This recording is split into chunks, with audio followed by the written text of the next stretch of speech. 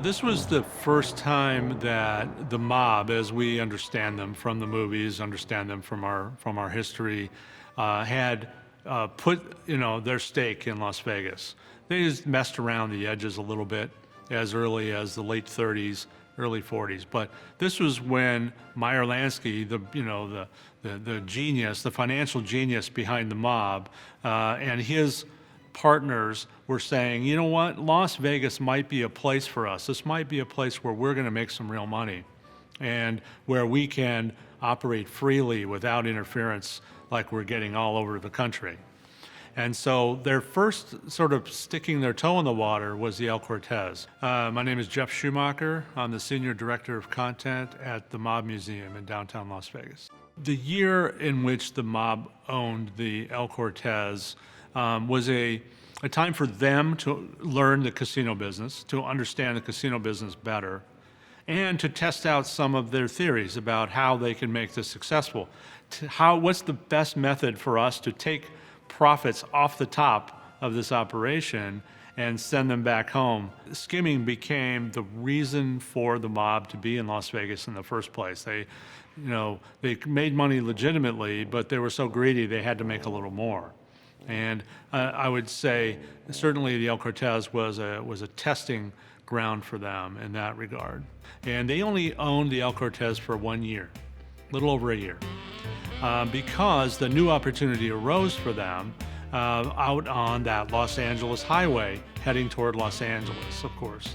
And a man named Billy Wilkerson, he was the editor of the Hollywood Reporter newspaper in Los Angeles. He was a big-time gambler, and he loved gambling at the illegal shops in Southern California. When a lot of those closed up, he started visiting Las Vegas, and he decided he wanted to build a place in Las Vegas that would appeal to the Hollywood set. So Billy Wilkerson purchased land out on the Los Angeles highway and started building the Flamingo Hotel. Meyer Lansky took notice of this and others, and they said, you know what, that's a great property. We may want to invest in that property. And Billy Wilkerson needed the money.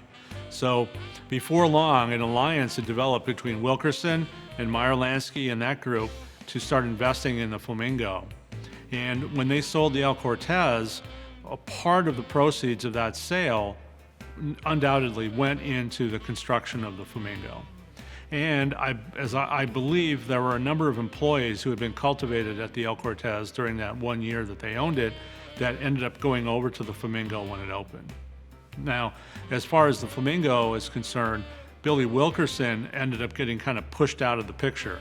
And in the meantime, Bugsy took over, spent way more money on the Flamingo than Wilkerson ever planned to, and then opened it prematurely on December 26, 1946. But the partners that Bugsy had in the operation were some of the same guys who were involved with the El Cortez. Gus Greenbaum, Davy Berman, Mo Sedway.